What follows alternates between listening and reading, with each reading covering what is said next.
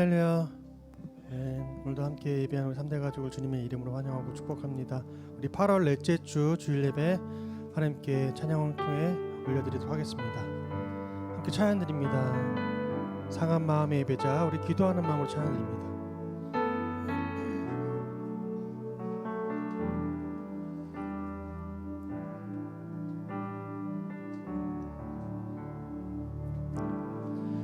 익숙함에 젖어들어 또 한 번에 지나가는 예배가 아니라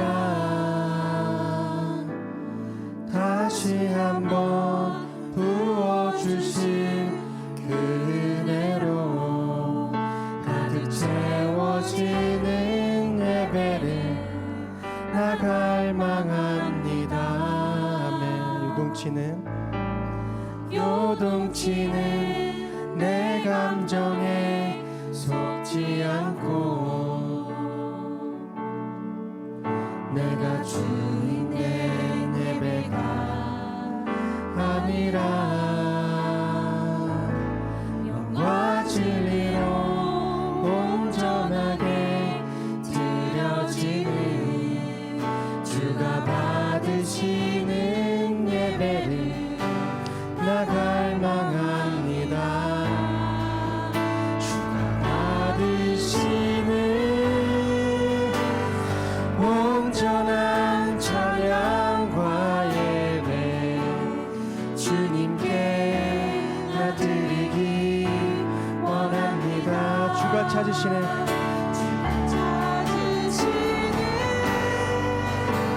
상한 마음의 한 예배자 내가 되어 예배하길 원합니다. 익숙함에 젖어들어 또 한 번에 지나가는 예배가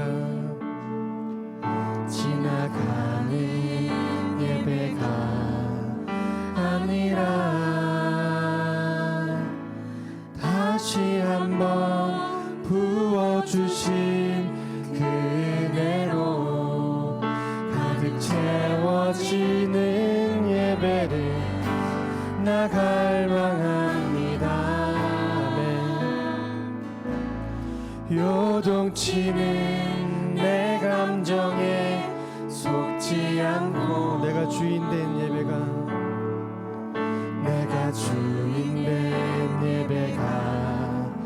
아니라 영과 진리로 온전하게 드려진 주가 받으시는 예배를 나갈 망합니다. 주가 받으시는 온전한 찬양과 예배 주님께 나드리기 원합니다. 주가 찾으시는 상한 마음의 한 예배자 내가 되어 예배하기 원합니다. 주가 받으시는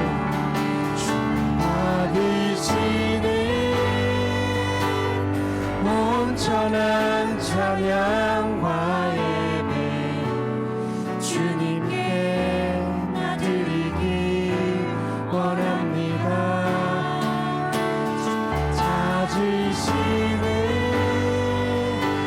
상한 마음의 한 예배자 내가 되어 예배하기 원합니다. 한 번 더 주가 받으시는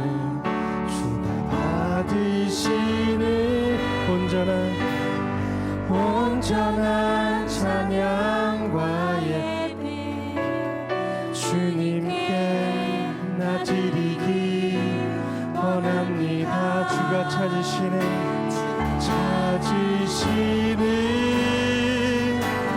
상한 마음의 한 예배자 내가 되어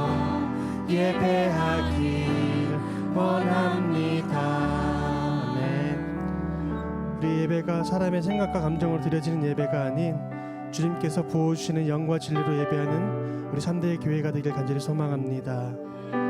삶의 예배 계속해서 찬양드리겠습니다.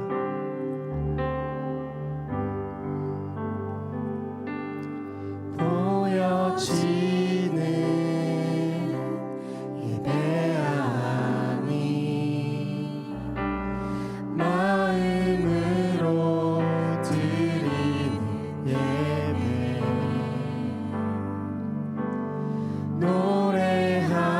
노래하는 찬양보다 삶으로 고백되는 예배 나를 위한 예배하니 주님 뜻을 향한 예배 마음과 정성 다하여서 주 앞에 드려지는 예배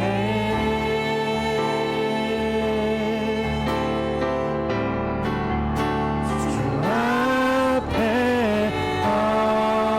엎드려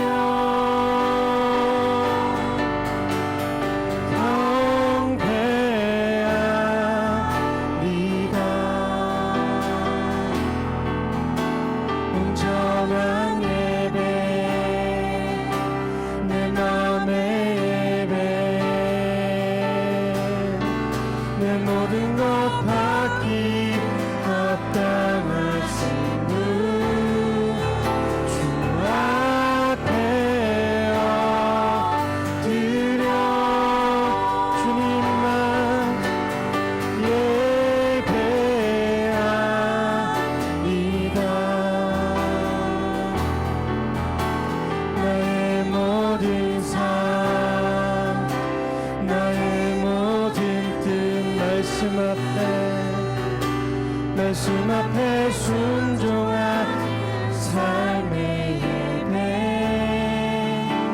드리기 원하네 우리 한 번 더 마음을 다해서 고백드리며 찬양드립니다. 보여지는 예배하니 보여지는 예배하니 마음으로 드리는 예배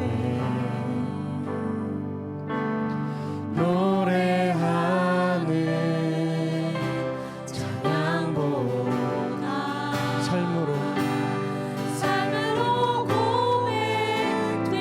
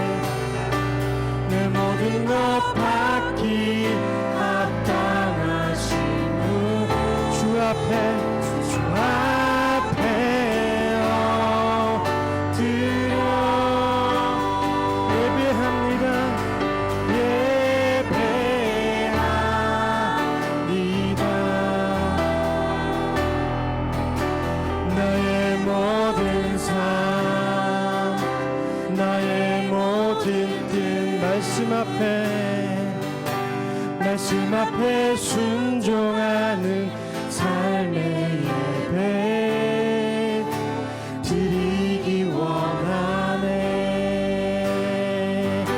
하늘의 것을 구하게 하소서.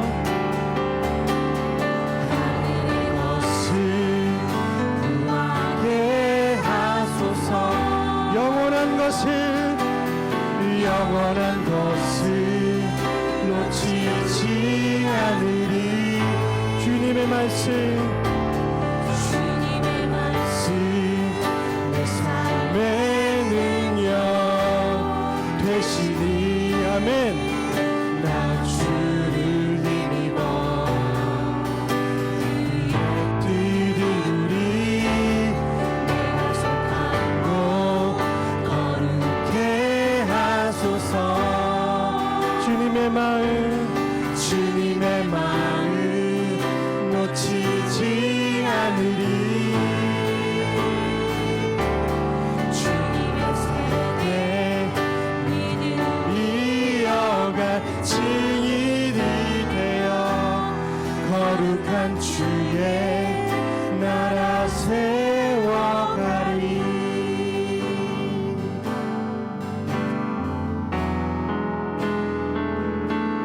세상을 보니 그들이 증명하는 것 명예와 가진 재물과 힘과 자랑뿐이라. 헛되고 헛된 허망한 것을 위하여 가장 귀한 주를 부인하니라. 주님을 믿고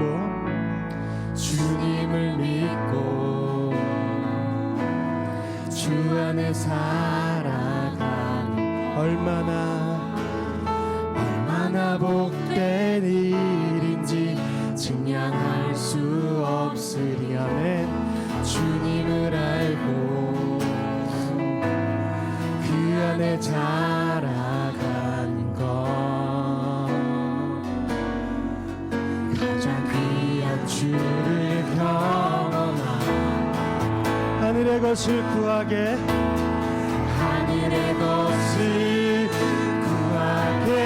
하소서. 영원한 것을 놓치지 않으리. 주님의 말씀 내 삶의 능력 되시니. 나 주를 힘입어 주의 뜻 이루리. 내가 속한 곳 거룩해 하소서. 주님의 마음 놓치지 않으리. 주님의 세례 믿음 이어갈 증인이 되어 거룩한 주의 나라 세워가리. 우리 마지막으로 찬양드립니다.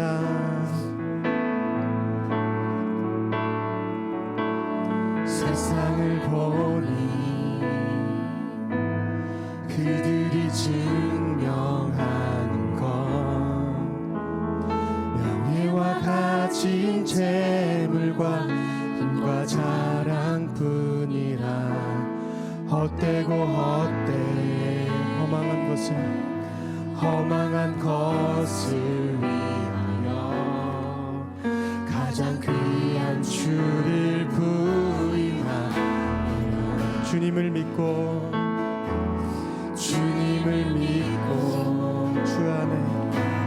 주 안에 살아. 얼마나 복된 일인지 증량할 수 없으리. 주님을 알고 그 안에 자라야 가장 귀한 주를 경험. 아멘. 이 시간 우리의 예배가 이와 같이 되길 원합니다. 하늘의 것은 구하게 하소서. 영원한 것은 놓치지 않으리. 주님의 말씀 내 삶의 능력 되시니 나 주를 힘입어 그의 뜻 이루리. 내가 속한 곳 거룩해 하소서. 주님의 마음 놓치지 않으리. 주님의 세대 믿음이 여가 증인이 되어 거룩한 주의 나라 세워가리. 예수 따라가며 복음 순종하면 우리 찬양단도 함께 부릅시다. 예수 따라가며 복음 순종하면 우리 행할 길 환하겠네. 주를 의지하며 순종하는 자는 주가 늘 함께 하시리라. 의지하고 순종하는 길은 예수 안에 즐겁고 복된 길이로다. 해를 당하거나 우리 고생할 때 주가 위로해 주시겠네. 주를 의지하며 순종하는 자를 주가 안위해 주시리라. 의지하고 순종하는 길은 예수 안에 즐겁고 복된 길이로다. 남의 짐을 지고 슬픔 위로하면 주가 상급을 주시겠네. 주를 의지하며 순종하는 자를 항상 복 내려 주시리라. 의지하고 순종하는 길은 예수 안에 즐겁고 복된 길. 우리 받은 것을 주께 다 드리면 우리 기쁨이 넘치겠네. 주를 의지하며 순종하는 자를 은혜 풍성케 하시리라. 의지하고 순종하는 길은 예수 안에 즐겁고 복된 길이로다. 주를 힘입어서 말씀 잘 배우고 주를 모시고 살아가세. 주를 의지하며 항상 순종하며 주가 사랑해 주시겠네.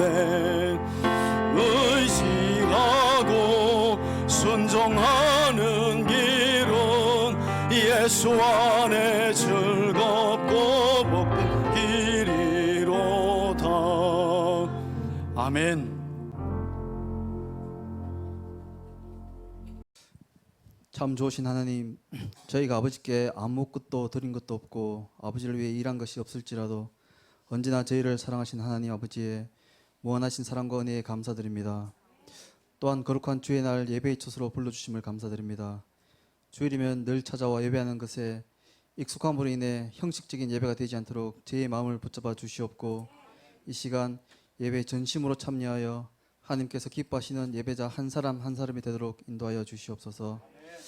지난 한 주간도 하나님의 말씀을 붙잡고 하늘에 속한 사람으로 살아가기를 원하였지만 순간순간 나의 욕심과 나의 교만한 마음으로 세상에 속한 사람처럼 살아온 순간이 있습니다. 하나님 불쌍히 여기시고 용서하여 주시옵소서. 예수님의 마음을 가지고 늘 겸손하고 하나님의 말씀에 순종하는 믿음을 다하여 주시옵소서. 순종이 제사보다 낫고 듣는 것이 수양의 기름보다 낫다고 하셨사오니 저희가 하나님의 말씀을 잘 듣고 순종하여 쇠마의 마음을 가지고 살아가게 하여 주시옵소서. 천지를 창조하신 하나님, 길었던 여름 무더위가 이제 끝이 보입니다. 아침 저녁으로 선선한 바람으로 위로하시는 하나님 감사합니다. 한여름 엄청난 더위로 힘들기만 할 것 같았던 시간이 어느덧 끝이 보입니다. 하나님, 저희의 인생길에도 때때로 힘들고 어려운 시간이 있습니다. 그 순간은 끝이 없고 고통만 있을 것 같이 느낄 때가 많습니다. 하지만 그 시간도 하나님의 약속의 말씀을 붙잡고 믿음으로 견디어낼 때 힘든 시간이 끝나고 하나님께서 주시는 형통의 시간이 있으리라 믿습니다. 우리 3대 가족들이 힘들고 어려운 시간을 지날 때 서로를 위해 기도하며 말씀으로 위로하고 함께 그 시간을 이겨낼 수 있도록 하나님 은혜를 다하여 주시옵소서. 육신의 아픔과 마음의 고통에 있는 사람, 재정의 어려움과 장래의 일로 힘들어하는 3대 가족이 있다면 하나님 빛으로 임하여 주시옵소서. 하나님께서 이 땅에 살아가는 저희에게 생육하고 번성하고 다스리라고 말씀하셨습니다. 그러나 저희 인간들은 욕심과 이기심으로 인해 이 지구를 점점 망가뜨리고만 있습니다. 이웃 나라에서는 원전 오염수를 바다에 버리는 것을 당연시하고 우리나라 정부도 바라만 보고 있는 상황입니다. 하나님 아버지, 정치인들에게 깨끗한 마음을 허락하시고 이 땅에 정의와 공의가 이루어지도록 그들에게 창조주 되시는 하나님을 두려워하고 경외하는 마음을 다하여 주시옵소서. 그리하여 하나님께 원하시는 정의와 공의가 이루어지게 하시옵소서. 이 시간 저에게 전하여 주실 하나님의 말씀을 준비하신 목사님께 하나님의 은혜로 충만하게 임하여 주시옵소서. 말씀을 읽고 연구하고 준비하실 때 영육 간의 강건함을 다하여 주시옵고 성령님 충만하게 임하셔서 주님께서 하신 모든 말씀들이 기억나고 생각나게 하여 주시옵소서. 하나님께서 저희에게 향하신 계획과 소망 그리고 하나님의 마음을 전하시는 목사님의 음성이 듣는 저희에게도 하나님의 말씀으로 충만하게 임하여 주시옵소서. 또한 들은 말씀대로 살아가길 위해 힘쓰는 우리 3대 가족에게 하나님의 은혜를 넘치게 부어주시어 주변에 믿지 않는 이웃들과 가족들에게 저희를 통하여 그들이 하나님을 만나게 하여 주시옵소서. 하나님의 나라를 확정하는 데 함께 참여하는 저희가 되게 하여 주시옵소서. 이 시간 예배를 준비하는 손길과 말씀을 들고 열방에서 외치는 선교사님들께도 하나님의 복과 은혜를 충만하게 더하여 주시옵소서. 이들의 섬김과 헌신, 수고를 주님 아시오니 만배로 채워 주시옵소서. 저희 예배가 하나님의 기쁨이 되기를 바라오며 우리를 구원하시고 지금도 저희와 함께 하시는 예수님 이름으로 기도드립니다. 아멘. 마가복음 7장 1절에서 23절까지의 말씀입니다. 제가 먼저 1절 읽겠습니다. 바리새인들과 또 서기관 중 몇이 예루살렘에 와서 예수께 모여들었다가 그의 제자 중 몇 사람이 부정한 손 곧 씻지 아니한 손으로 떡 먹는 것을 보았더라. 바리새인들과 모든 유대인들은 장로들의 전통을 지키어 손을 잘 씻지 않고서는 음식을 먹지 아니하며 또 시장에서 돌아와서도 물을 뿌리지 않고서는 먹지 아니하며 그 외에도 여러 가지를 지키어 오는 것이 있으니 잔과 주발과 놋그릇을 씻음이러라. 이에 바리새인들과 서기관들이 예수께 묻되 어찌하여 당신의 제자들은 장로들의 전통을 준행하지 아니하고 부정한 손으로 떡을 먹나이까? 이르시되 이사야가 너희 외식하는 자에 대하여 잘 예언하였도다 기록하였을 때 이 백성이 입술로는 나를 공경하되 마음은 내게서 멀도다. 7절입니다. 사람의 계명으로 교훈을 삼아 가르치니 나를 헛되이 경배하는도다 하였느니라. 너희가 하나님의 계명은 버리고 사람의 전통을 지키느니라. 또 이르시되 너희가 너희 전통을 지키려고 하나님의 계명을 잘 저버리는도다. 모세는 내 부모를 공경하라 하고 또 아버지나 어머니를 모욕하는 자는 죽임을 당하리라 하였거늘 너희는 이르되 사람이 아버지에게나 어머니에게나 말하기를 내가 드려 유익하게 할 것이 고르반 곧 하나님께 드림이 되었다고 하기만 하면 그만이라 하고 자기 아버지나 어머니에게 다시 아무것도 하여 드리기를 허락하지 아니하여 너희가 전한 전통으로 하나님의 말씀을 폐하며 또 이 같은 일을 많이 행하느니라 하시고 무리를 다시 불러 이르시되 너희는 다 내 말을 듣고 깨달으라. 15절입니다. 무엇이든지 밖에서 사람에게로 들어가는 것은 능히 사람을 더럽게 하지 못하되 사람 안에서 나오는 것이 사람을 더럽게 하는 것이니라 하시고 무리를 떠나 집으로 들어가시니 제자들이 그 비유를 묻자온대 예수께서 이르시되 너희도 이렇게 깨달음이 없느냐 무엇이든지 밖에서 들어가는 것이 능히 사람을 더럽게 하지 못함을 알지 못하느냐 이는 마음으로 들어가지 아니하고 배로 들어가 뒤로 나감이라 이러므로 모든 음식물을 깨끗하다 하시니라. 또 이르시되 사람에게서 나오는 그것이 사람을 더럽게 하느니라 21절입니다. 속에서 곧 사람의 마음에서 나오는 것은 악한 생각 곧 음란과 도둑질과 살인과 간음과 탐욕과 악독과 속임과 음탕과 질투와 비방과 교만과 우매함이니 함께 읽습니다. 이 모든 것이 다 속에서 나와서 사람을 더럽게 하느니라. 아멘. 아멘. 우리 앞에 보시고 말씀 제목 다 같이 한번 함께 읽도록 합니다. 함께 읽습니다. 시작. 계명을 무너뜨린 사람의 전통이라는 제목을 가지고 마가복음 7장 1절에서 23절 말씀을 함께 보도록 하겠습니다. 오늘도 우리 예배 자리에 함께하고 또 선포되는 마가복음의 말씀을 통해서 우리 3대 가족 모두가 이 세상이라는 큰 바다에 이는 걷잡을 수 없는 풍랑을 우리 지난 시간 들었던 말씀처럼 말씀 한마디로 잠잠하게 하실 뿐만 아니라 이 세상이라는 바다를 밟고 그 위에 서 계신 구세주 예수님으로 인해 삶의 모든 두려움을 극복하고 말씀이 선포되는 이 시간 하나님 나라가 우리 안에 임하였음을 확신하며 그 속에서 참된 평안을 누리는 저와 여러분들이 되기를 주의 이름으로 축원해 드립니다. 여러분, 지난 주일 우리는 예수님께서 자신이 하나님과 동일한 분이시고 동시에 약속된 메시아이심을 드러내시기 위해 보이신 오병이어의 기적을 깨닫지 못했던 예수님의 제자들이 그들을 큰 풍랑을 만나 고난 중에 있었던 그들을 구원하기 위해 바다 위를 걸어오신 예수님을 알아보지 못하고 제자들이 소스라치게 놀라면서 유령소동을 벌였던 안타까운 모습을 우리가 함께 6장 후반절의 말씀을 통해 살펴보았습니다.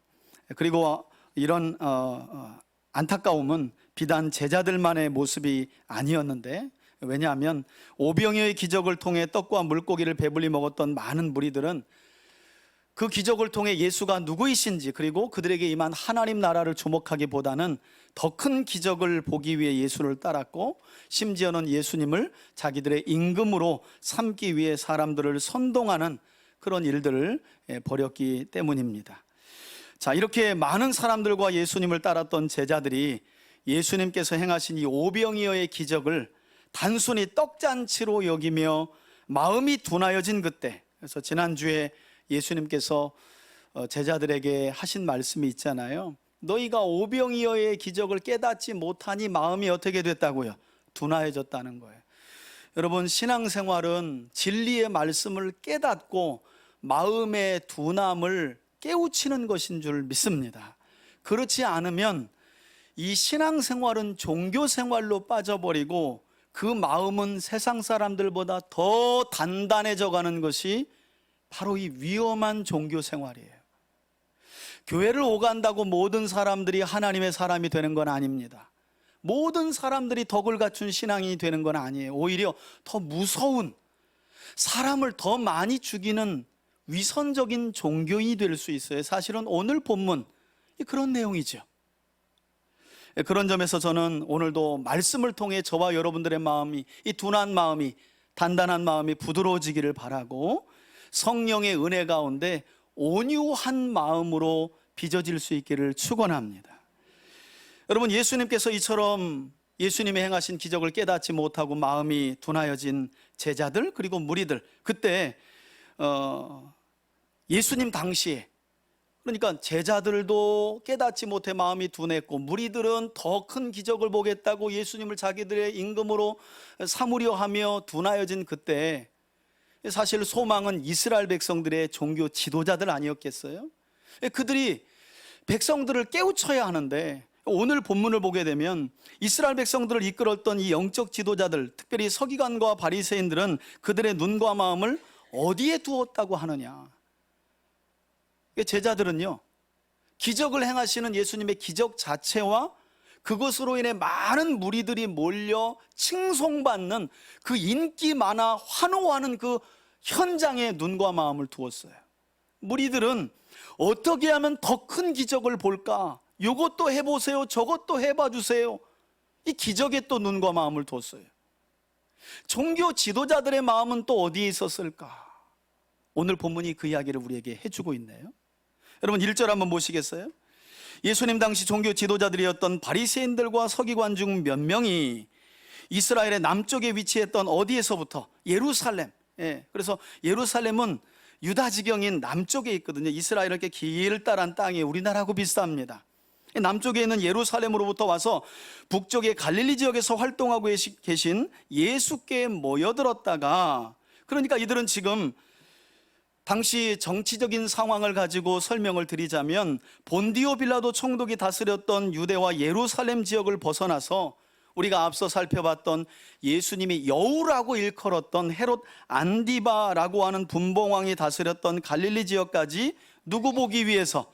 예수님을 보기 위해서 내려왔다는 거예요. 사실 우리는 산지가 높으면 올라간다는 표현을 쓰는데 유대인들은요, 예루살렘을 중심으로 말하기 때문에 벗어나면 무조건 내려가는 거예요. 남쪽에서 북으로 가더라도요, 그들은 내려간다라고 표현해요. 예수님께서 북쪽에서 사역하고 계셨기 때문에 그들이 예루살렘 쪽에서 예수님을 보기 위해 내려갔다는 거예요.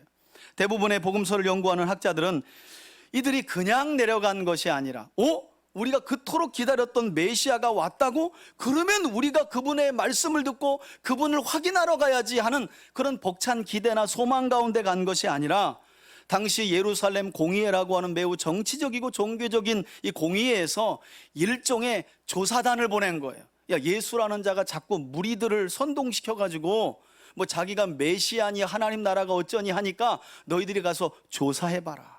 지금 이들이 그런 조사단의 성격을 가지고 할 수만 있다면 예수님께 가서 예수님을 고발할 꼬투리를 찾기 위해서 보내졌다는 거예요.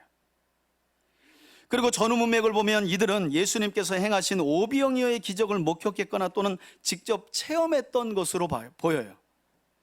여러분, 그랬다면 이들은 비록 자기들이 예수님을 고발할 꼬투리를 찾으러 왔을지라도 분명하게 드러난 메시아의 기적이나 표적을 통해 예수님이 하나님과 동일한 분이시고 구원의 주가 맞다는 사실을 받아들여야 되잖아요. 이게 자연스러운 반응 아닙니까? 그런데 이들은 이 놀라운 구원의 사건들이 이루어지는 중에도 그들의 눈과 마음을 어디에 두었는지 한번 보세요. 그리고 오늘 말씀을 읽어가면서는 여러분들의 눈과 마음이 지금 어디에 있는지도 확인하셔야 돼요. 여러분, 교회에 나와 있다고, 여러분들이 저를 보고 있다고 여러분들의 눈과 마음이 여기 있는 건 아니에요. 그래서 그걸 점검해 보면서 오늘 말씀을 보자는 거예요. 자, 2절 보세요. 그의 제자 중, 곧 예수님의 제자 중 몇 사람이 부정한 손, 곧 씻지 않는 손으로 떡을 먹는 것을 그들이 본 거예요. 여기 보았다는 표현도 일부 신학자들은요, 그냥 본 게 아니라 흘겨봤다는 거예요. 여러분, 어느 때 흘겨봐요? 꼬투리 찾을 때 흘겨보잖아요. 저같이 이렇게 지금 좋은 눈으로 볼 때 꼬투리 찾는 거 봤어요? 흘겨보면 꼬투리를 찾겠다는 거예요. 뭔가 하나 고발할 거리를 찾는 중에 옳거니 너희들이 손도 안 씻고 빵을 집어? 이렇게 된 거예요. 여러분, 지난 주일 우리가 마가복음 6장 말미에서 예수님을 대했던 게네사렛 사람들의 반응을 살펴보지 않았습니까? 그들은 어떻게 했어요?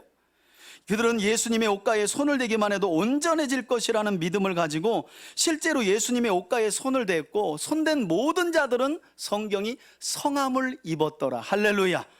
예, 병든 자는 병에서 고침받고 귀신 들린 자에게는 귀신이 떠나갔고 삶에 문제가 있는 자들은 문제로부터 구원을 받았다고 성경은 이야기해요. 참 재밌죠. 왜? 성경은 이어지잖아요. 6장 끝의 내용이 손 이야기였잖아요. 믿음으로 만진 손 이야기 아니에요. 그런데 지금 종교 지도자들과 예수님 사이에 어떤 논쟁 벌이고 있어요? 제자들의 더러운 손 이야기하고 있네요. 성경은 이처럼 장절로 나누어졌지만 유기적으로 연관이 되고 있어요. 더 중요한 것은 이때 예수님은 자신의 옷가를 만진 사람들의 손이 더러운지 아니면 깨끗한지를 보지 않으시고 오로지 그들이 간절한 마음으로 내밀었던 믿음의 손만을 보시고 구원하셨다는 거예요. 어떤 놈이 손도 안 씻고 구세주 메시아인 내 옷을 만져? 이렇게 안 하셨다는 거예요. 너 손 씻었어 안 씻었어? 더러운 손으로 어떻게 메시아의 옷을 만져? 그렇게 하지 않았다는 거예요. 그저 그냥 죄인이든 그렇지 않든, 학벌이 있든 없든, 어린아이든 어른이든, 병에 걸렸든 안 걸렸든, 귀신 들린 자이든 아니든 간에 삶의 문제로 인해 예수님의 옷가를 만지면 주님은 그냥 믿음의 손만을 보셨다는 거예요. 저는 그런 점에서 예배로 나아가는, 예배를 통해 하나님을 만나는 저와 여러분들의 마음에 이런 간절한 믿음이 있길 주의 이름으로 축원해 드립니다. 아이고, 한 주간 내가 말씀대로도 온전히 못 살았는데 더러운 내 생각과 마음을 가지고 어떻게 이 시간 예수님의 옷가를 만질까? 교만한 거예요. 그런 생각은 교만한 거예요. 언제 우리가 깨끗한 적이 있었나요? 그렇지 않아요. 우리의 손은 항상 더러웠어요. 우리의 입은 항상 부정했어요. 그러나 주님은 더러운 입과 손과 발을 보시는 것이 아니라 그 더러운 입과 손과 발을 정결하게 해주실 분으로 예수님을 믿으면, 그리고 내밀면 그 손을 마다하지 않으신 줄 믿습니다. 그래서 믿음으로 내미는 그 손을 주님이 보시고 모두 다 성함을 받았다는 거예요. 저는 말씀을 듣는 이 시간이 여러분들이 간절한 믿음으로 주님을 향해 손을 내미는 시간이 되기를 바라고, 그래서 여러분들의 삶의 모든 문제들에 성함이 임하는 구원의 은총이 임하길 주의 이름으로 축원해 드립니다. 그 은혜 받는 현장이 예배입니다. 예배. 자, 문제는 이렇게 주님은 그 손이 더러운지 아닌지 차별하지 않으셨는데, 지금 이스라엘의 종교 지도자리라 하는 사람들은 이처럼 더러운 손뿐만 아니라 말씀드린 것처럼 그 어떤 추악하고 더러운 죄악이라도 정결하게 하실 수 있는 구세주 예수님이 눈앞에 있음에도 불구하고 그걸 보지 못하고 단순히 제자들의 더러운 손만을 쳐다보고 있었다는 거예요. 누가 율법을 어기나? 그것도 실제로 하나님이 주신 구약의 율법이 아니라 구전, 장로들의 전통이라는 건 입에서 입으로 내려오는 전통을 말해요. 더 기가 막힌 사실은 이들이 말하고 있는 씻지 않은 부정한 손이라는 개념은요, 실제로 제자들의 손에 뭐가 묻었다는 말이 아니에요. 여러분, 씻지 않은 손, 부정한 손이라는 말의 원어가 코이노스입니다. 우리가 보통 코이노니아라 그러잖아요. 일반적으로 교제하는 거, 이걸 코이노니아라고 하거든요. 어원이 같아요. 이 코이노스라는 말은 평범한 일상의 손을 말해요. 그런데 이들은 구약에서 하나님께 제사 드릴 때나 정결 예식을 위해 손을 씻었던 행위를 이제는 일상생활까지 끌어와서 적용하면서 그들만의 구전율법으로, 사실은 제사 지낼 때에 레위인들이 성막에 들어가거나 성전에 들어가기 전에 손발을 씻긴 했거든요. 그러나 이것을 일상까지 끄집어 와가지고 손을 씻지 않으면 더러운 자, 이렇게 판단하고 정죄하는 어처구니 없는 일을 버리고 말았다는 거예요. 물론 우리가 한 가지 생각해 볼 것은, 그들은 그만큼 하나님 앞에서 정결하고자 했다는 것은 인정해 줄 필요가 있어요. 그러나 중요한 건 그 마음이 말씀을 벗어나면 안 되는 거죠. 여러분, 열심히 사람 잡는다는 말이 있잖아요. 교회 안에서 나는 열심히 했는데 사람이 다쳐. 아니, 그 일을 왜 하는 거예요? 아니, 교회가 하는 일은 사람 살리려고 하는 거 아니에요? 근데 열심히 하는데 누가 상처받고 다쳐. 그러면 본질이 지금 뒤집어진 거잖아요. 유대 종교 지도자들의 모습이 그랬다는 거예요. 하나님의 말씀을 지키려고 하는 장로들의 전통이 거꾸로 사람을 해야 하는 상황이 벌어진 거예요. 자, 여기까지 종교 지도자들의 잘못된 전통에 대해 설명한 마가 요한은 마가복음을 최초로 받아봤던 로마에 있는 이방인 성도들에게, 그들은 유대인의 율법을 알지 못하니까 3절과 4절을 통해 유대인들의 오랜 전통을 부연 설명하는 내용이에요. 3절과 4절이. 그래서 3절과 4절을 보면 우리 성경에는 뭐가 있어요? 괄호가 있죠, 여러분. 괄호가 있는 이유는 일부 다른 사본에는 이 구절이 없기 때문이에요. 그러나 우리 BHS본, 우리 개역개정 성경이 가장 오래된 사본으로 인정하는 사본에는 이 내용이 있기 때문에 가로를 둔 겁니다. 자, 내용을 볼게요. 3절입니다. 바리새인들과 모든 유대인들은 장로들 곧 조상들의 전통을 지키어 손을 잘 씻지 않고서는 음식을 먹지 아니하며, 여러분이 가진 성경에도 여기 1번이라고 쓰여 있고 사실은 어디까지 씻었대요? 팔뚝까지라는 내용이 나와 있죠? 여러분, 팔뚝까지 씻었다라는 관주가 밑에 붙어 있잖아요. 자, 여러분, 팔뚝까지 씻었다는 의미는 어떤 의도가 다분히 담겨져 있나요? 이거 깨끗하게 하는 게 목적이에요? 누구 보라는 거예요? 이걸 말씀하신 분은 해봤다는 거예요. 여러분 음식 먹는데 손만 씻으면 되는데 왜 팔뚝까지 걷냐는 거예요. 나는 이마만큼 깨끗해. 나는 너희들보다 이마만큼 정결해. 이걸 보이고 싶은 거예요. 다분히 위생의 목적을 벗어났다고 볼 수 있지요. 하나님께 시선을 두는 게 아니라 사람에게 시선을 두고 있다는 거예요.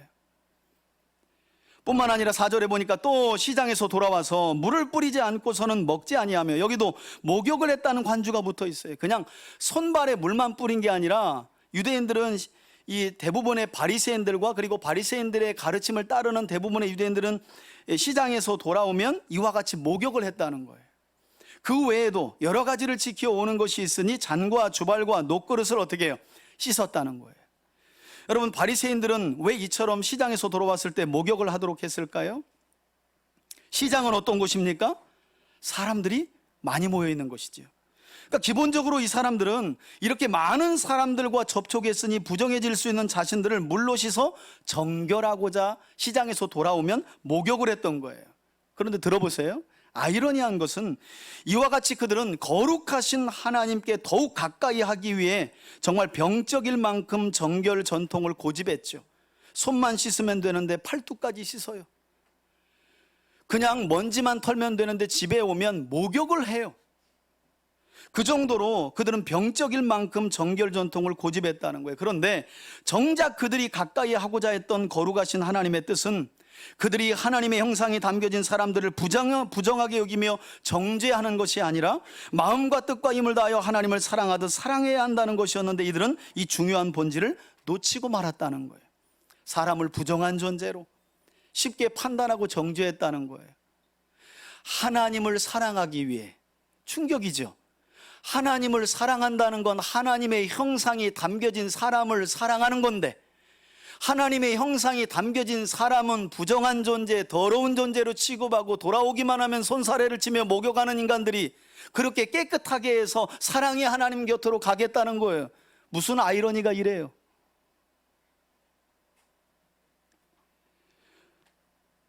우리에게 적용할 수 있는 부분은 저는 이런 생각을 좀 해봤어요.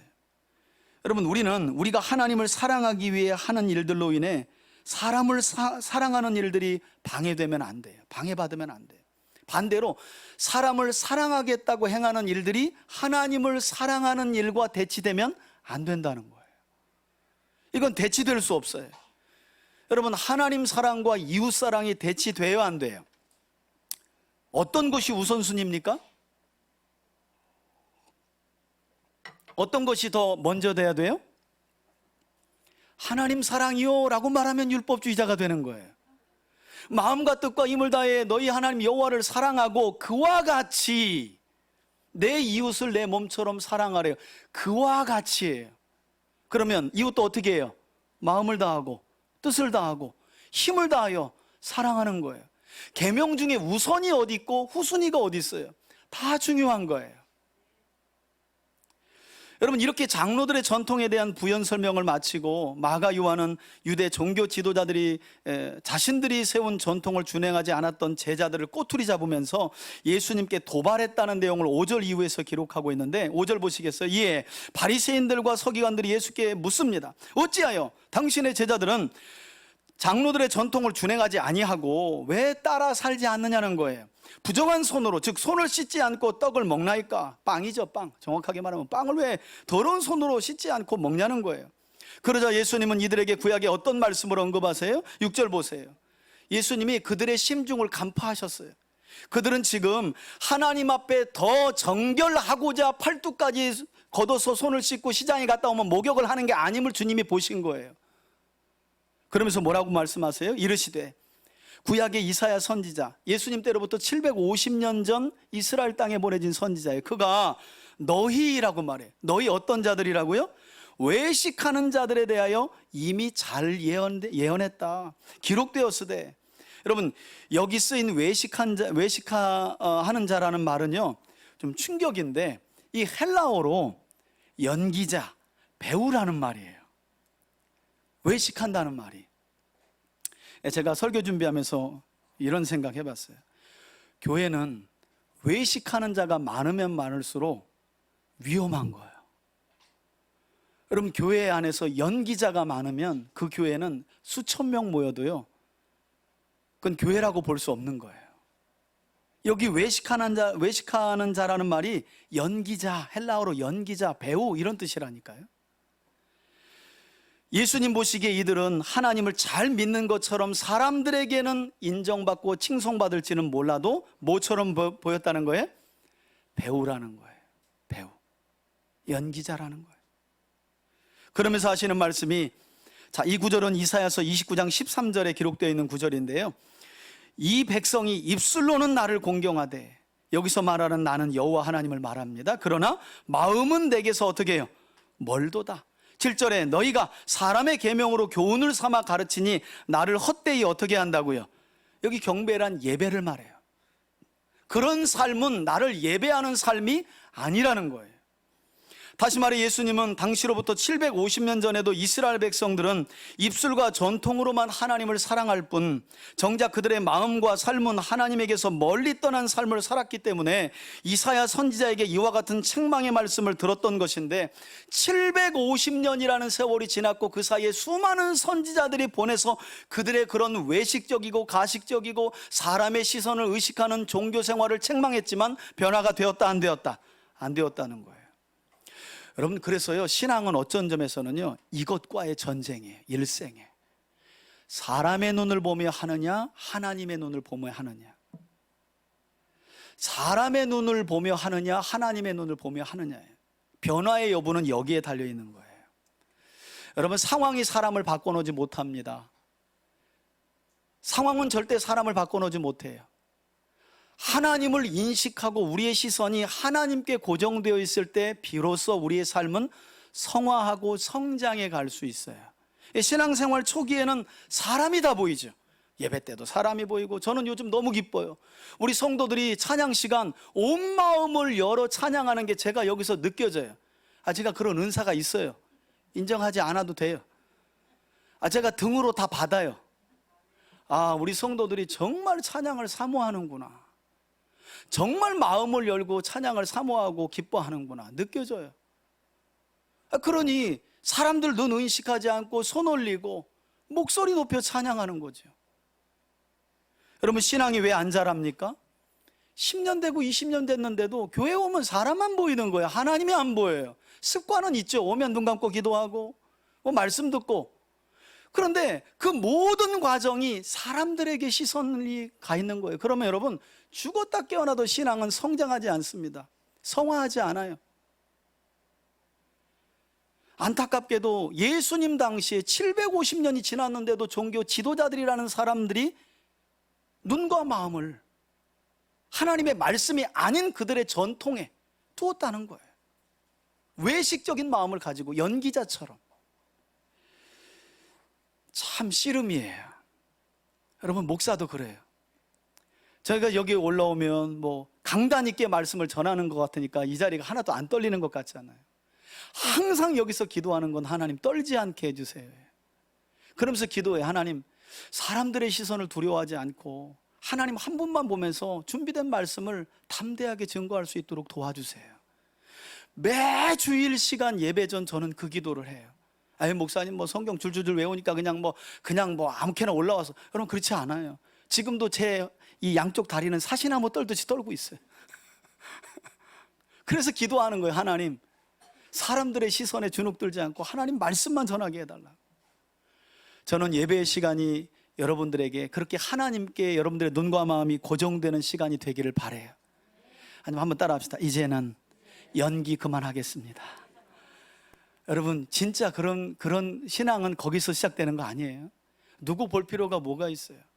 은혜되면 손 올리고, 찬양이 은혜되면 좀 울고, 그게 자연스러운 거지. 성령님의 인도하심에 자연스럽게 반응하는 거지. 여러분, 이런 그들의 모습을 예수님이 한마디로 뭐라고 하십니까? 8절에 이렇게 정의하고 계시죠. 너희가 하나님의 계명을 버리고 사람의 전통을 지키느니라. 그러면서 예수님은 그들이 구체적으로 사람의 전통을 앞세워 하나님의 전통을 어떻게 무너뜨리고 있는지 대표적인 예 한 가지를 설명하시죠. 9절을 보세요. 또 이르시되 너희가 너희 전통을 지키려고 하나님의 계명을 잘 저버리는도다. 그러면서 10절에 구약의 율법을 언급하십니다. 모세는, 이 내용은 출애굽기 20장 12절에 나오는 10계명 중에 한 말씀이에요. 내 부모를 공경하라 하고, 또 출애굽기 21장 17절에 아버지나 어머니를 모욕하는 자는 죽임을 당하리라 하였거늘, 이것은 기록된 말씀이 맞아요. 그러나 11절에 하지만 너희는 이르되 사람이 아버지에게나 어머니에게나 말하기를 내가 드려 유익하게 할 것이 뭐하면요, 고르반. 이 고르반이 무슨 뜻이래요? 하나님께 드린 것입니다, 이런 뜻이에요. 이렇게 하나님께 드림이 되었다라고만 하기만 하면 그만이라 하고, 즉 돈이나 재물을 하나님께 드리기 위해 고르반하고 맹세하기만 하면 그것들로는 부모를 공양해야 할 책임으로부터도 자유롭게 생각한다는 거예요. 그리하여 그들은 12절에 자기 아버지나 어머니에게서 다시 아무것도 하여 드리기를 허락하지 아니하였다는 거죠. 제가 이 말씀을 추측컨대, 여러분 아까 이들이 어떤 자들이었다고 그랬어요? 사실은 하나님 앞에 거룩하는 게 목적이 아니라 누구에게 눈과 마음을 줬다는 거예요? 사람들의 시선. 그래서 팔뚝을 어디까지? 손을 팔뚝까지 걷고, 시장에 갔다 오면 어떻게? 목욕까지 하는 사람들 아니었겠어요? 이 정도로 종교에 빠져 있는 사람들인데, 빈 껍데기, 하나님이 없는 종교 생활하는 사람들인데 고르반을 어떻게 행했겠냐는 거예요. 한번 상상해 보시라는 거예요. 지난주에 김 집사님이 목사님 저 이거 고르반이에요. 그러면 최 집사님이 그거 보고 가만히 있겠어요? 다음번에 이따만한 거 또 가져와서 목사님 저는 이거 고르반이에요. 그럼 저 박 집사님이 다음 주에 가만히 있겠어요? 목사님 저는 이것도 고르반이에요. 저것도 고르반이에요. 다 갖다 고르반을 쳐놓는 거예요. 서원하고 맹세하면서. 그리고 자기들이 마치 하나님을 어마어마하게 사랑하고 경외하고 사랑하는 것처럼 그렇게 사람들의 시선을 의식하면서 다 고르반으로 서원을 맹세하는 거예요. 경쟁 구도를 가지고. 저는 이렇게 그들이 고르반을 하나님 앞에 서원하지 않았을까? 하나님을 사랑해서가 아니라 내가 저 사람보다 나아야 더 인정받아야 되는데, 그러니까 고르반을 다 쳐놓는 거예요. 문제는 부모를 공양해야 할, 봉양해야 할 것들까지 다 고르반을 쳐놓는 거예요. 한마디로 이들은 예수님께서 한 율법사에게 하셨던 말씀이 있죠. 곧 내 마음을 다하고 뜻을 다하고 힘을 다하여 준하여 하나님을 사랑하라 하셨으니 이는 첫째 되는 계명이요 둘째도 그와 같으니 둘째도 첫째와 마찬가지로 마음과 뜻과 힘을 다하여 내 하나님을 사랑하라 하셨던 하나님의 말씀을 깨닫지 못하고, 조금 전 제가 설명드린 것처럼 하나님을 공경하는 것이 더 중요하고 부모님 공경이 덜 중요한 것으로 분리해서 착각했다는 거예요. 이게 하나인데. 여러분 더욱이나 고르반 제도가 교묘한 술수와도 같았던 이유가 무엇인가 하면, 이 고르반을 행하면요, 내 재산이나 재물이나 돈에 대해서 고르반을 서원하고 맹세하게 되면 그때부터 모든 고르반을 서원한 것은 성전의 소유가 됩니다. 소유가 하나님께로 가버리는 거예요. 그러나 사용권은 고르반을 서원한 이 사람이 죽기까지 사용할 수 있는 거예요. 그래서 고르반 제도가 더 교묘한 술수라는 거예요. 죽을 때까지 그걸로 누구만 사용하다 가는 거예요? 나만 사용하다 가는 거예요. 그걸로 누구에 대한 봉양의 책임도 하지 않고, 부모. 왜? 부모가 병에 들었어요? 그래서 큰 수술을 해야 돼요? 그런데 내가 고르반을 다 쳐놨거든. 그래서 뭐 땅도 팔 필요가 없고 통장도 정리할 필요가 없는 거. 이거 하나님께 드린 거라 나는 어쩔 수 없다. 그냥 돌아가시는 수밖에. 이렇게 하고 있는 거죠. 저는 그런 점에서 우리 3대 가족들 모두가 하나님을 섬기고 예배하고 신앙생활하는 것을 이유로 여러분들이 부모님에 대한 공경을 소홀히 한다거나 가족이나 이웃들을 사랑하고 섬기는 일을 소홀히 하는 외식에 빠지지 않길 주의 이름으로 축원해 드립니다. 여러분 부모님께 용돈도 좀 드리세요. 막 어디 가서는 제가 11조도 하고 무슨 헌금 빼놓지 않습니다. 그런데 부모님에게 용돈 드리는 게 인색해요? 여러분 하나님이 네가 마음과 뜻과 힘을 다해 나를 사랑하고 하는 걸 내가 축복하겠노라. 네 부모는 어떻게 되거나 말거나 너는 나를 정말로 사랑하는구나 그러겠어요 여러분? 하나님 계명과 부모 이 공경이, 여러분 경외라는 말이 똑같은 말입니다. 똑같은 경외라는 말이 똑같은 말이에요. 부모 공경이라는 히브리어하고 하나님 경외라는 히브리어가 똑같은 말이에요. 하나님은 이거 잘했으니 저거는 뭐 덜해도 된다 이렇게 하지 않아요. 그래서 그건 옳은 것도 아니죠. 아유, 교회 생활 열심히 하는 것 때문에 직장 생활 소홀해요? 그렇게 할 수 있습니까? 아니죠. 그 직업은 내가 돈을 버는 수단이기도 하지만 하나님의 영광을 드러내는 현장이기 때문에 절대 그렇게 할 수 없죠. 하나님이 주시는 힘을 공급받아서 일터에서 성실하게 함으로 하나님의 나라와 뜻을 이루어가는 거죠. 그래서 달라지는 거예요. 여기는 거룩하고 저기는 더럽고 있을 수 없어요. 하나님께 드리는 헌신과 예물은 다 귀하고, 부모는 뭐 내가 나중에, 요즘에 뭐 유튜브를 보니까 황신부라는 분이 꽤 유명하더라고요. 황신부. 뭐 짤로 아주 돌아다니던데, 그분이 신부님이신데 하는 얘기를 들어보니까 자식 중에서 어머니 제가 지금 힘들지만 나중에 꼭 효도할게요. 그놈 조심하라는 거예요. 그놈 조심하래요. 오늘 안 하는 놈은 나중에 벌어서도 안 한다는 거예요. 여러분, 그러니까 10,000원, 50,000원도 좋아요. 그냥 엄마, 아버지 감사해요 하고 드리는 거예요. 부모에게 드리는 거는 하나님이 왜 너 나한테 안 줘? 그건 땅에 심는 거야. 하나님 이러겠어요? 구제하는 것도 누가복음에 보면 점과 동록이 없는 하늘의 보화를 쌓는 거라고 말하는데, 내 가족과 부모를 섬기는 일에 드리는 것을, 그건 네 부모 섬긴 거지 나를 섬긴 건 아니잖아. 하나님 이렇게 말씀하시겠냐는 거예요. 여러분, 이게 우리 안에 각인되어 있는 무서운 전통이고 사람의 계명이에요. 이게 어떤 면에서는 신앙생활을 열심히 하는 사람들이 더 빠지기 쉬운 거예요. 오래된 사람들이 빠지기 쉬워요. 그래서 조심해야 돼요. 가끔 죄송하지만 목회가 회의가 될 때가 있어요. 가까운 아버지도 매일 못 찾아뵙는데 내가 뭐 하고 있지? 저분 한번 모시고 바람 한번 쐬드리지 못하는데 내가 뭐 하고 있지? 가끔 이런 생각 들어요. 그러면 점심 바짝 차리고 죽 맞춰가지고 가는 거예요. 죽마을에서 빵 사가지고 가고, 아버지 잘 계시죠? 하고,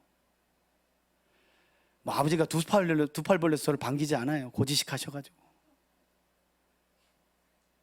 근데 가끔 그게 참 힘들어요. 나야말로 위선적인 사람이 아닌가. 여러분들은 어떠세요? 진짜 하나님 사랑하는 것과 이웃사랑, 부모사랑, 형제사랑, 여러분 직장에서 때로는 아주 못나 보이는 그 사람을 사랑하는 것 동일하게 여기고 계신가요? 하나님은 이 모든 것을 하나로 보신다는 거예요. 그러나 예수님 당시에 이 바리새인들과 서기관들, 그리고 그들의 가르침을 따르는 유대인들은 그러지 않았어요. 왜냐하면 그들의 눈과 마음이 하나님을 향하지 않고 하나님의 말씀을 향하지 않았기 때문이에요. 자, 이어지는 13절을 보세요. 예수님은 바리새인들과의 논쟁을 일단락지으면서 더 충격적인 말씀을 하시죠. 13절 보세요. 너희가 전한 전통으로 하나님의 말씀을 폐하며, 원어를 보면 무효화시켰다는 거예요. 또 이와 같은 일을 어떻게 한다고요? 많이 행했다는 말은 무슨 뜻일까요? 여러분, 이렇게 위선적인 신앙생활을 하는 이런 풍습과 전통이 고르반 외에도 많았다는 거예요. 고르반은 그들의 위선적인 신앙을 드러내는 대표적인 장로들의 전통 하나였고, 이 외에도 수만 가지를 가지고 정작 사랑해야 될 대상들을 구속하고 정죄하고 판단했다는 거예요. 여러분, 여기까지 조상들의 전통을 가지고 외식을 행했던, 그래서 마음이 하나님께로부터 멀어졌던 당시 바리새인들과 유대인들을 책망하신 예수님은 이제 14절부터 하나님께서 원하시는 정결과 부정함이 무엇인지에 대해서, 그것은 단지 사람들의 손만 위생적으로 깨끗하거나 더러운 것이 아니라 그들의 마음이 문제임을 불러서 가르쳐 주시는데, 14절 보시겠어요? 무리를 불러 다시 이르되, 그러면서 하시는 말씀이 너희는 다 내 말을 듣고, 깨달으라는 말 중요해요. 제발 깨달으라. 15절에 무엇이든지 밖에서 사람에게로 들어가는 것은 능히 사람을 더럽게 하지 못하되, 즉 더러운 손으로 음식을 입에 넣는다고 해서 그 사람의 마음이 더러워지는 것이 아니라 오히려 16절 보세요. 사람 안에서 나오는 것이 거꾸로 사람을 더럽게 하는 것이니라 하시고. 자, 알듯 말듯한, 이후에 보면 이것은 비유였어요. 이 알듯 말듯한 말씀을 하신 예수님은 이 말씀을 하시고 17절에 보니까 어디로 가세요? 한 집으로 들어가십니다. 여러분, 동일한 이야기를 기록하고 있는 마태복음 15장을 보게 되면 제자들이 예수님께 나아가서 요 이후에 비유 같은 말씀을, 알쏭달쏭한 말씀을 하신 거예요.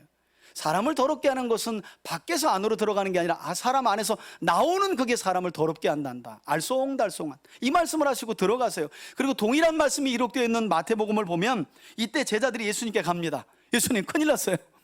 예수님의 이 말씀에 바리새인들이 고개를 갸우뚱거리더니 다 걸려 넘어져 버렸는데요. 뭔 소리야? 우리는 어렸을 때부터 이 장로들의 유전을 철저히 지키면 하나님께로 가까이 갈 수 있다고 배웠는데 예수께서 마치 그 모든 전통을 깡그리 무시하는 것 같은 말씀을 하신 거예요. 그런데 사실 예수님은 본질을 얘기하는 거죠.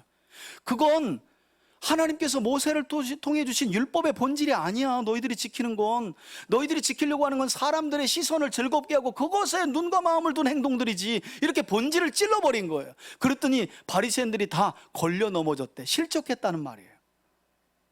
여러분, 그때 이렇게 제자들의 보고를 들으신 예수님이 뭐라고 하셨는지 아세요? 충격이에요. 한번 따라합시다. 그냥 두어라. 네, 그냥 두어라고 말해요. 저 종교적인 위선에 빠진 자들을 그냥 두어라. 그것도 여기서 끝나는 게 아니라 맹인을 인도하면 둘 다 구렁텅이에 빠지는 법이다. 이 말씀을 뒤에 덧붙이세요. 바리새인들과 서기관들은 열정과 열심을 다해서 하나님을 섬기는 것 같지만 그들은 이미 하나님의 말씀의 본질을 떠난 맹인과도 같다는 거예요. 이게 예수님의 판단이었어요. 자, 다시 마가복음으로 돌아와서 이어지는 17절 보세요. 무리를 떠나 집으로 가시니. 역시 이때도 제자들이 그 비유를 묻자온데 그러죠. 마태복음에는 베드로가 대표로 물어봤다는 거예요. 그러니까 베드로는 막 궁금하면 예수님하고 물어보잖아요. 중요한 것은 하나님 나라의 비밀은 이 말씀을 보면 언제나 하나님이 택하신 자들에게만 허락되었다는 거예요. 저는 그래서 요즘에 마가복음 하면서 여러분들이 이 확신이 좀 있길 원해요. 뭐 성경을 여러분 이제 제가 이렇게 강해 설교할 때 어떤 게 깨달아진 말씀이 은혜로 다가오잖아요. 그러면 여러분들이 나는 하나님께 속한 사람이구나. 여러분, 생명과 진리의 말씀은 누구나 깨달을 수 있는 게 아닙니다. 진리의 성령님이 여러분 안에 내주하고 계시기 때문에 이 말씀이 그냥 종이에 기록된 말씀으로 읽혀지는 게 아니라 하나님의 말씀으로 들려지고 읽혀지고 깨달아지는 줄 믿습니다. 그리고 그대로 살고 싶은 거예요. 할렐루야. 연약함이 있지만 그게 바로 하나님의 자녀라는 명확한 증거라는 거예요. 제자들에게만 이것을 설명해 주세요. 18절 보세요. 예수께서 이르시되 너희도 이렇게 깨달음이 없느냐. 아니, 바리새인들과 서기관들, 그들은 외식하는 자들이니까, 아니 무리들은 둘째치고라도 너희들은 깨달아야지. 예수님이 얼마나 안타까우시면 그러면서 하시는 말씀이 무엇이든지 밖에서 들어가는 것이 능히 사람을 더럽게 하지 못함을 알지 못하느냐. 이는 입으로 들어간 음식이 마음으로 들어가지 아니하고 배로 들어가 어디요? 똥꼬로 나오잖아요. 더 심한 말은 하지 않을게. 우리가 밥 먹어야 되니까. 여러분, 입으로 들어간 건 배로 들어가서 소화되고 배설물로 나가는 거지. 그게 어떻게 마음을 더럽히냐는 거예요. 그러면서 하시는 말씀이 이러므로 모든 음식물은 깨끗하다 하시니라. 여러분, 이것은 어쩌면 너무나 당연한 이치잖아요. 그러면서 마지막으로 하시는 말씀이 20절이죠. 20절 이후죠. 또 이르시되 사람에게서 나오는 그것이 사람을 더럽게 하느니라. 여러분, 그래서 구약의 예레미야 선지자도 이와 같은 말씀에 동조하면서 예레미야서 17장 9절에 보면 어떤 말씀을 하고 있느냐.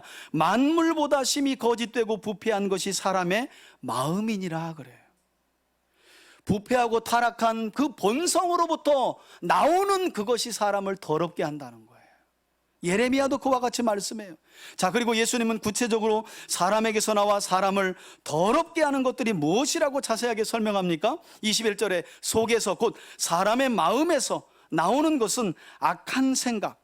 우리 성경을 보면 마가복음은 악한 생각이라고 해놓고 그 악한 생각이 이런 것들입니다 처럼 들려요. 그러나 마태복음을 보면 악한 생각 자체도 죄악의 목록 중에 하나입니다. 악한 생각과 음란과 도둑질과 간음과 탐욕과 악독과 속임과 음탕과 질투와 비방과 교만과 우매함이니, 이런 더러운 것들이 어디에서? 마음에서 나온다는 거예요. 여러분, 여기 보면 특히 악한 생각에 포함된 13가지 사람들을 더럽게 하는 죄악의 목록 중에서 유난히 강조되는 죄악이 나오죠. 성적인 죄. 3가지나 강조가 돼요. 음란, 간음, 음탕. 음란은 간음보다 넓은 의미에서의 성적인 죄를 말하고요, 부도덕한 성적인 모든 죄의 일체 행동을 말하고, 음탕은 그것을 절제할 수 없는 상태를 말해요. 일전에 제가 뉴스 보고 깜짝 놀란 게, 재판장, 판사라고 하는 사람이 그 성적인 걸 참지 못해서 길거리에서 지포를 내리고 자기 성기를 꺼내가지고, 이게 바로 뭐예요? 음탕이죠. 음탕. 이미 절제할 수 없는 상황으로 넘어가 버린 거예요. 이걸 음탕의 죄악이라고 말해요. 중요한 건 13가지 죄악 중에 3가지나 성적인 부도덕과 연관이 돼 있다는 거예요. 요즘에는 남자 여자가 없어요. 요즘에는 뭐 성적인 나오면 뭐 남자들 쳐다보는데 그럴 거 없어요. 요즘에는 여자분들이 더 막 나가는 것 같아. 근데 중요한 건 이 더러운 죄악들이 마음으로부터 나온다는 거예요. 여러분, 앞서 우리가 마가복음 2장에서도 바리새인들은 장로들의 전통을 내세우며 배고픔을 참지 못해 안식일에 밀 이삭을 손으로 비벼서 먹었던 제자들을 안식일에 해서는 안 되는 노동행위인 타작행위를 했다고 하면서 예수님께 고소고발한 일이 있었잖아요. 그때 예수님은 하나님의 계명인 안식일 준수 명령은 사람을 위해 존재하는 것이라고 분명하게 설명하셨고, 이와 같은 목적으로 안식일을 제정하신 분이 하나님이신 예수님 자신이라고 설명해요. 내가 안식일의 주인이다, 내가 사람을 위해 안식일을 만든 거야 라고 아주 퍼펙트하게 설명하셨어요. 뭐가 우선이고 뭐가 중요한지에 대한 내용을. 이번에도 예수님은 손을 씻고 목욕하는 정결행위 자체를 책망하시는 것이 아니라, 오늘 또 설교 졸면 듣던 우리 중고등부, 거 봐요, 엄마 손 안 씻어도 된대잖아요, 목욕 안 해도 또 된대잖아요, 가서 또 따질라. 잘 들어야 돼요. 손 씻지 말고 목욕하지 말라는 말이 아니라, 사람을 더럽게 하는 것은 더러운 손과 음식이 아니라 사람의 마음에서 나오는 여러 가지 죄악들임을 가르쳐 주시며, 본질을 놓치고 있는 종교 지도자들에게 일침을 가하는 말씀이 오늘 본문이라는 거예요. 여러분, 이제 우리는 우리 자신 안에 각인된 외식적인 전통을 돌아봐야 합니다. 오늘 말씀을 통해서. 사실은 교회 안에서 행하고 있는 전통도 하나님의 말씀을 따라가는가도 봐야 돼요. 그리고 여러분들 안에 이미 각인되어 있는 신앙적인 편견도 또 하나의 전통이 될 수 있어요. 여러분, 교회 안에서 일하다 보면 왜 싸워요? 집사님, 그거는 그렇게 하면 안 돼. 물어보니까 그건 자기 생각이야, 보니까. 성경 어디에 보니까 이 일은 이렇게 하면 더 큰 하나님의 선이 나타날 것 같아가 아니라, 내가 해봤어, 그렇게 오랫동안 해왔어, 그러니 내 말 들어. 이게 사람의 전통 아니에요? 이것도 맞고 저것도 맞을 수 있는 거잖아요. 어떻게 내가 신앙생활 오래 했다고 내가 다 맞아요? 내 판단이 다 옳아요? 그게 말씀과 함께 할 때는 괜찮은데 그렇지 않을 수도 있잖아요. 그러니 그런 전통으로 하나님의 계명을 무너뜨리는 일이 우리 안에 얼마든지 있을 수 있다는 것도 각인해야 돼요. 여러분, 왜 그러냐면, 여러분, 사도행전 10장을 보면 사도행전 2장에서 오순절에 성령이 임하고 예수님을 부인했던 제자들이 완전히 새롭게 되는 내용이 나와요. 그죠? 근데 놀라운 건 성령 받은 베드로가 전통을 못 깨트려요. 저는 여기서 충격을 받았어요. 그러니까 제 설교가 여기까지 하고, 여러분, 그러니까 교회 안에 있는 하나님의 계명을 무너뜨리는 사람의 전통, 우리 안에 있는 편견이라는 전통, 우리 이 시간 눈 감고 기도하며 성령 받으며 이 전통을 무너뜨립시다, 주여 삼창 부릅시다, 이렇게 가야 되는데, 신약을 열어보니까 이게 성령이 내주하는 사람 안에도 이 전통은 쉽게 깨지지 않더라는 거예요. 여러분, 사도행전 10장을 열어보면 어떤 내용이 나와요? 하나님께서 경건한 이방인인 고넬료를 구원하시려고 베드로 가정에 하나님의 천사를 먼저 보내요. 그래서 하늘로부터 베드로가 기도하는 시간에 보자기가 내려오는데 보니까 족발, 순대 막 이런 거 가득 있는 거예요. 유대인들이 혐오하는 거, 레위기 11장의 음식규례에서 벗어난 거. 그래서 베드로가 어휴, 천사가 먹으라니까, 야, this is dinner, you are dinner. 그랬더니 나 안 먹었다. 이거 어떻게 그걸 먹어서 부정하게 되냐는 거예요. 그때 하나님께서 베드로에게 뭐라고 하세요? 내가 정결하다고 하는 것을 왜 네가 부정하다고 말하냐는 거예요. 정결과 부정의 기준은 하나님이지 사람이 아니라는 거예요. 내가 이방인을 내 형상으로 만들어서 구원받을 존재로 만들었는데 왜 네가 그런 편견을 갖느냐는 거예요. 오순절에 성령 받은 베드로라니까요. 열심히 특심이었어요. 베드로의 설교를 통해 4,000명이 들어왔어요. 5,000명이 들어왔어요. 그래도 베드로는 전통이 안 깨져요. 여러분, 이 한 번으로 깨졌을까요? 그렇다면 갈라디아서 2장에 또 다른 전통에 걸려있는 베드로 이야기가 안 나왔겠죠? 베드로가 갈라디아 지역에서 식사를 하는데 예루살렘 총회에서 예수님의 동생인 야고보가 사람을 보내는 거예요. 베드로 사도가 복음 사역을 잘하고 있나? 이때 베드로가 식사를 하고 있었어요. 근데 예루살렘에서 유대인들이 온다는 이야기를 듣고 이방인과 식사하는 게 유대인들은 부정하게 되는 거거든요. 그러니까 베드로가 순간적으로 습관적으로 그 자리를 벅차고 일어나서 가버려요. 이 소식을 들은 사도 바울이 막 그냥 얼마나 베드로를 데려다가 책망했는지 그 내용을 갈라디아서 2장에서 기록하고 있어요. 여러분, 성령 받은 베드로였다니까요. 충분히 책망을 받았다니까요. 그런데도 또 나오는 거예요. 우리 안에 새겨진 이 전통이라는 건요, 하나님의 말씀을 깡그리 무너뜨린 전통은요, 이게 하나님의 성령과 주의 말씀으로 충만한 삶을 살아가지 않으면 또 만들어내고 또 만들어내요. 그래서 종교개혁자 칼빈이라는 사람은 뭐라고 말해요? 우리 인간의 마음은 우상 공장과도 같다 그랬어요.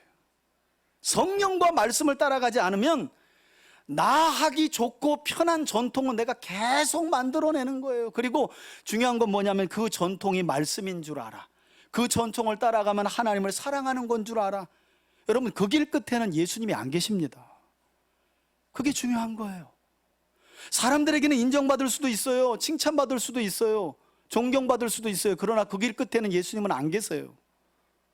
그 길 끝에 어떻게 예수님이 계세요? 평생의 사람들의 시선에 눈과 마음을 둔 사람인데 어떻게 마지막에 가서 예수님과 눈과 마음을 마주친단 말입니까? 그럴 수 없어요. 그래서 종교적인 위선이 무서운 거예요. 전통이 무서운 거예요. 익숙함이 우리에게는 너무너무 위험한 거예요. 여러분, 성령 충만을 받아도 하나님의 말씀을 통해 성화의 과정 속에서 주의 뜻이 무엇인지를 깨닫지 못하면 우리도 얼마든지 베드로가 아니라 다른 사람들처럼 사람의 전통을 만들어서 외식에 빠질 수 있다니까요. 여러분, 앞서 마태복음에 보면 예수님께서 하신 말씀으로 인해 실족한 바리새인들을 예수님이 맹인으로 비유하시면서 그냥 두어라 라고 하신 말씀 제가 설명드렸죠. 여러분, 왜 그런 줄 아세요? 이들이 끝까지 이 사람의 전통을 고집하며 하나님의 계명을 무너뜨렸기 때문이에요. 그래서 예수님은 이 땅에서 첫 설교로 산상수훈을 선포하시면서 팔복을 이야기하셨는데 마지막 설교는 전부 다 저주로 끝내신 거 알아요, 여러분? 우리 앞에는 안 나오지만 오늘은 좀 찾아봅시다. 예수님의 마지막 설교가 이와 같이 사람의 전통으로 외식으로 하나님의 계명을 깨트림으로 말미암아 예수님의 설교의 결론은 저주로 끝났어요. 마태복음 23장을 한번 펴보세요. 마태복음 23장. 마가복음에는 한 절밖에 안 나와 있기 때문에 마태복음을 찾아봅니다. 자, 23장 위에 보니까 제목이 뭐라고 나와요? 예, 바리새인들과 서기관들을 어떻게 하셨다고요? 예, 오늘 우리 본문의 현장에 누가 있었어요? 바리새인들과 서기관들이 있었죠. 긴 내용이 기니까 다 읽지 않겠습니다. 화를 선포하는 내용만 읽어볼게요. 13절 함께 읽습니다. 시작. 화 있을진저 외식하는 서기관들과 바리새인들이여, 너희는 천국문을 사람들 앞에서 닫고 너희도 들어가지 않고 들어가려 하는 자도 들어가지 못하게 하는도다. 이게 그들이 내세운 사람의 전통이었고 외식이었다는 거예요. 넘겨보세요. 15절 함께 읽습니다. 시작. 화 있을진저 외식하는 서기관들과 바리새인들이여, 너희는 교인 한 사람을 얻기 위하여 바다와 육지를 두루 다니다가 생기면 너희보다 배나 더 지옥의 자식이 되게 하는도다. 뭘 가르치면서요? 사람의 전통. 사람의 전통으로 사람을 훈련시키고 세우는 거예요. 그래서 여러분, 제가 우리 저기 교회 앞에 들어올 때 제자훈련에 대한 신문 광고 하나 제가 놨죠. 제자훈련도 이상하게 하고 나면 목사 제자가 된다는 거예요. 예수의 제자가 안 되고, 목사 말 잘 듣고 훈련. 목사가 죽으라면 죽고 목사가 뭐 하라면 다 가정 팽개치고 하고, 그게 제자 훈련 잘 받았다는 거예요. 어떻게 그게 제자 훈련 잘 받은 게 됩니까? 제자 훈련을 잘 받으면 예수의 제자가 돼야지. 예수님이 주인 돼야지. 사람의 제자가 아니라. 자, 16절 볼게요. 시작. 화 있을진저 눈먼 인도자여, 너희가 말하되 누구든지 성전으로 맹세하면 아무 일 없거니와 성전의 금으로 맹세하면 지킬지라 하는도다. 이런 것도 가르쳤다는 거. 23절이요. 화 있을진저 외식하는 서기관들과 바리새인들이여, 너희가 박하와 회향과 근체의 11조는 들이되 율법에 더 중한 바 정의와 긍휼과 믿음은 저버렸도다. 그러나 이것도 행하고 저것도 버리지 말아야 할지니라. 아멘. 그러니까 여러분, 아니 텄바다에 가꾼 상추의 11조까지도 가져왔다니까요. 그런데 11조의 정신인 정의도 행하지 않고 남을 긍휼히 여기는 마음도 없고 믿음도 없어요. 그게 무슨 11조가 돼요? 그게 무슨 헌금도 돼요? 자, 25절 볼게요. 시작. 화 있을진저 외식하는 서기관들과 바리새인들이여, 잔과 대접의 겉은 깨끗하되 그 안에는 탐욕과 방탕으로 가득하도다. 여러분, 오늘 말씀과 동일하잖아요. 그 마음에서 나오는 그것이 사람을 더럽게 한다잖아요. 27절이요. 화 있을진저 외식하는 서기관들과 바리새인들이여, 회칠한 무덤 같으니 겉으로는 아름답게 보이나 그 안에는 죽은 사람의 뼈와 모든 더러운 것이 가득하도다. 여러분, 유대인들에게 죽은 사람의 시체는 부정한 거예요. 너희들이 번드르르하게 입고 회당에서 늘 모세의 자리에 앉아가지고 율법이 어떠니 저떠니 하지만 너희들은 종교인이야. 그것 외에는 아무것도 아니야. 예수님이 이렇게 화를 선포하신 거예요. 마지막으로요, 29절 시작. 화 있을진저 외식하는 서기관들과 바리새인들이여, 너희는 선지자들의 무덤을 만들고 의인들의 비석을 꾸미며 이르되. 더 읽어볼까요? 만일 우리가 조상 때에 있었더라면 우리는 그들이 선지자의 피를 흘리는데 참여하지 아니하였으리라 하니, 그러면 너희가 선지자들을 죽인 자의 자손임을 스스로 증명함이로다. 그러니까 이들이 이런 외식과 사람의 전통을 따르는 이 전통이 결국 구약의 선지자들을, 하나님의 종들을 다 죽였다는 거예요. 그래서 이제 우리말 번역을 하는, 우리말 복음서를 번역하시는 분들이 사실은 이 바리새인들과 서기관들을 향하여 마태복음에 보면 앞서서 예수님이 이 뱀의 자식들아, 독사의 자식들아 라고 말했는데, 마태복음이 끝나가며 예수님의 공생의 사역이 끝나가기까지 이 외식과 사람의 전통을 못 내려놓고 하나님의 계명을 무너뜨리는 이들 때문에 우리말 성경 번역자가 화가 나가지고 앞서서는 독사와 뱀의 자식들아 이렇게 번역했는데, 여러분 33절 한번 보시겠어요? 한번 읽어봅시다. 시작. 뱀들아, 독사의 새끼들아, 너희가 어떻게 지옥의 판결을 피하겠느냐. 이렇게 욕을 해버렸네. 번역자가 똑같은 헬라어를 앞에서는 이 독사와 뱀의 자식들아, 계속해서 성경을 번역하는데 화가 너무 나는 거예요. 그리고 23장에 와서는 거의 예수님과 빙의가 하나가 됐어. 그래가지고 어떻게 해요? 똑같은 헬라어인데 이 새끼들아 하고 욕을 해버렸어요. 너는 사람도 아니다. 여러분, 7번이나 이렇게 저주하는 내용으로 성경이 맞춰져요. 팔복으로 시작된 예수님의 산상수훈 메시지 설교가 7번의 화로 맺혀져요. 뭐 때문에 그렇다고요? 사람의 전통으로 하나님의 계명을 무너뜨리는. 여러분, 어떤 일을 할 때 저는 여러분들이 그래서 범사에 하나님의 말씀을 읽고 듣고 배우는 일이 아무것도 아닌 것 같지만, 여러분 삶을 살아갈 때도 어떤 게 우선순위인지, 어떤 걸 하나님이 기뻐하시는지, 어떤 뜻이, 어떤 일이 하나님의 뜻을 이루는 것인지, 그게 거기서부터 나온다는 거예요. 그게 안 되면 자꾸 특별한 때에 특별한 일이 있으면 기도한다 그래요. 그것도 중요하죠. 그런데 기도한다고 안 와. 말씀을 모르는데.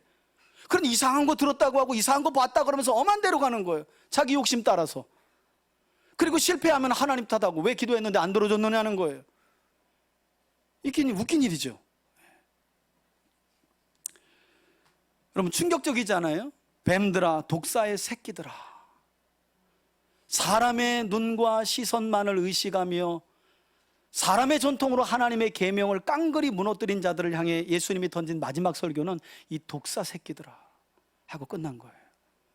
저는 예수님이 이 시대에 우리 교회들에게 온다면 팔복을 하실까, 마태복음 23장을 설교하실까 할 때 저는 23장을 한국교회를 향해 설교하시지 않을까 그런 생각이 들어요. 우리 자신을 향해서도. 그런 점에서 저는 우리 3대 가족 모두가 하나님께 가까이 나아갈 수 있는 참된 정결이란 단순히 우리가 우리의 손과 몸만을 깨끗하게 하는 것이 아니라 무엇보다도 구세주 예수님을 힘입어 우리의 내면인 마음을 깨끗하게 하는 것임을 깨닫기를 바라고요.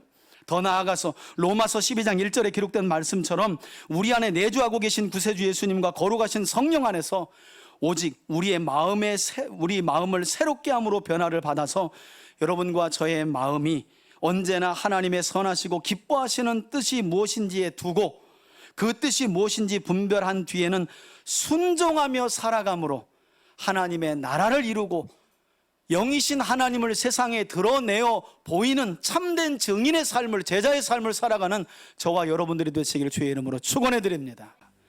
이제는 우리 주 예수 그리스도의 은혜와 하나님 아버지의 사랑과 성령의 교통하심이 이제는 더 이상 사람의 전통과 계명으로 하나님의 계명을 무너뜨리지 않는 참된 정결과 거룩의 삶을 살아가기로 소원하며 나아가는 우리 교우들의 가정과 우리 교회와 그리고 우리 성도들의 삶 위에 이 나라와 이 민족과 이 땅의 모든 교회들 위해 이제로부터 영원토록 함께 계실지어다.